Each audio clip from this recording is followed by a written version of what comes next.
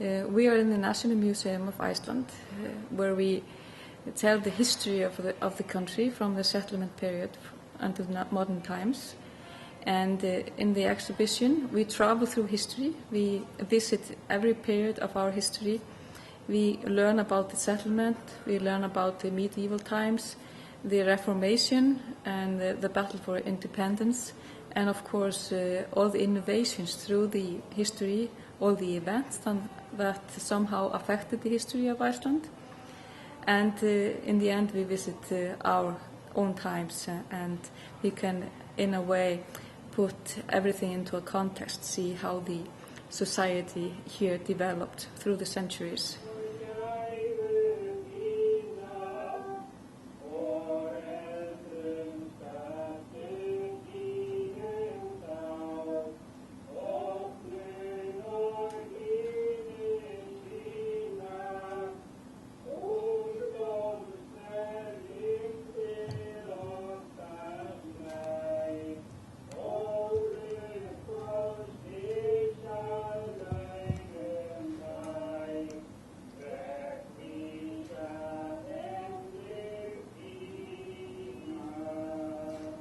It's always important in a museum to remember that it's about people that lived here through the centuries. And also today it's about our visitors and how they experience the museum, because a museum is a place where you should feel like home or feel like you belong and somehow reflect your own reality when you learn about the history.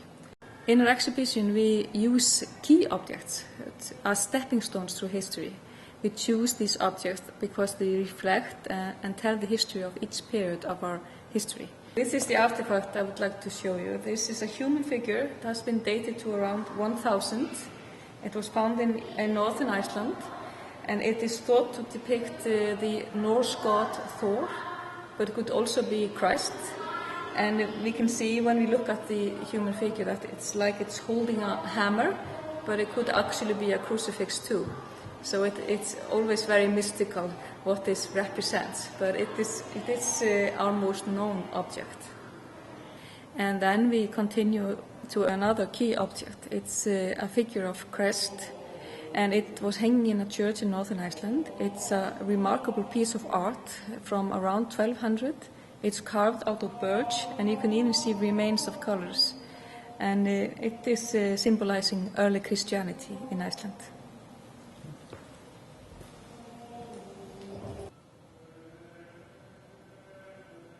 And then here we have the door, Valþjófsstaðahurð, which is from eastern Iceland, and it reflects the power of the Catholic Church in the medieval times and shows how big the churches were at that time, when we didn't have any villages in the country.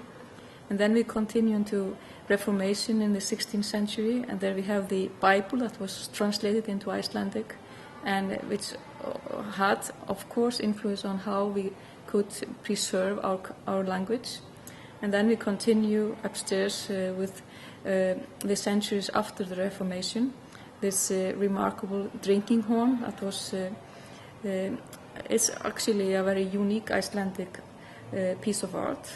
And then we have the national costume symbolizing the battle for independence and the nationalism. And then the flag from the 20th century, also reflecting the battle for independence in Iceland.